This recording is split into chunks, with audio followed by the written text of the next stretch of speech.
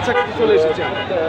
শুধু দর্শক, আমরা দেখতে পাচ্ছি এই জিয়া উদ্যানের কাছাকাছি আমরা চলে এসেছি এবং তারেক রহমান যে গাড়িতে যাচ্ছে সেই গাড়ির পিছিয়ে আমরা যারা আছেন তারা অনেকে দেখতে পাচ্ছি আমার সঙ্গে আছেন এবং তাদেরকেও দেখা যাবে।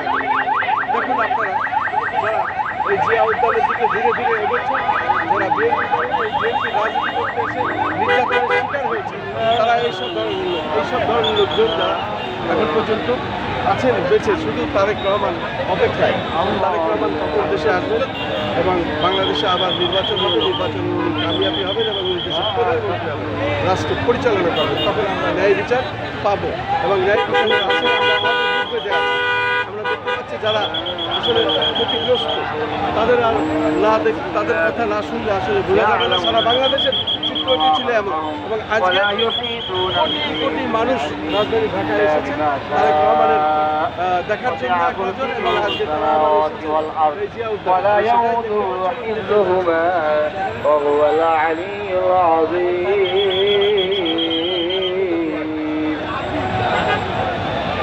بسم الله الرحمن الرحيم لله ما في السماوات وما في الأرض وإن تبدوا ما في أنفسكم أو تخفوه يحاسبكم به الله فيغفر لمن يشاء ويعذب من يشاء والله على كل شيء قدير آمن الرسول بما أنزل إليه من ربه والمؤمنون كل آمن بالله وملائكته وكتبه ورسله لا نفرق بين أحد এখন অপেক্ষা করছি এবং দেখতে পাচ্ছি ধীরে ধীরে গাড়িটি এগোচ্ছে। আসলে চারিপাশে শুধু মানুষ আর মানুষ, মানুষের বন্যা আমরা দেখতে পাচ্ছি।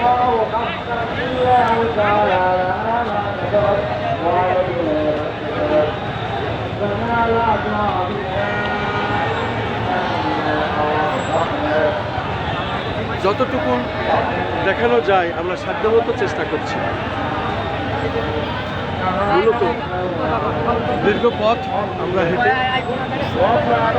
তারপরেও কোনো মানুষ আসলে বলছে না যে আমরা ক্লান্ত, কিন্তু প্রত্যেকেই ঘেমে গেছে এবং অনেকেই মানুষের ভিড়ে ধাক্কাধাক্কিতে আহত হয়েছে। তারপরেও পিছ ছাড়েননি, তারা এই গাড়ির পিছিয়ে এইভাবে আছেন। আমরা দেখতে পাচ্ছি গাড়ির পিছনে যারা ইয়ে করতেছেন, আমরা দেখতে পাচ্ছি এই ধরনের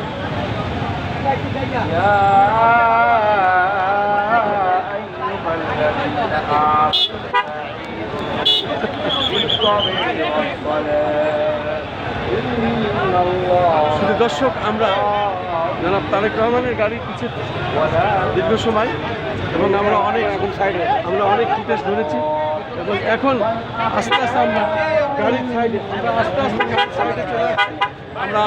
এখন আমরা গাড়ির সাইডে চলে আসছি। যেহেতু এখনই গাড়িটি ঢুকবে, এখনই গাড়িটি যে কারণে আমরা প্রত্যেকেই এখন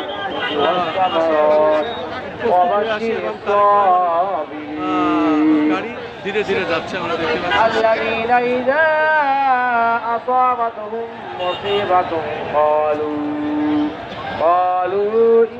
إنا لله وإنا إليه راجعون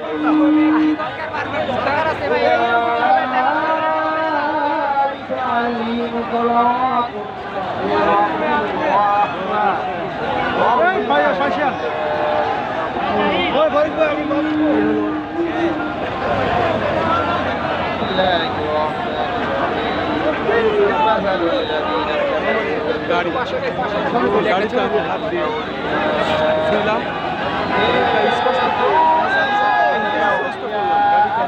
হাত দিয়ে স্পষ্ট করলাম এবং গাড়ি খুব খেলার অবস্থায় গাড়ি।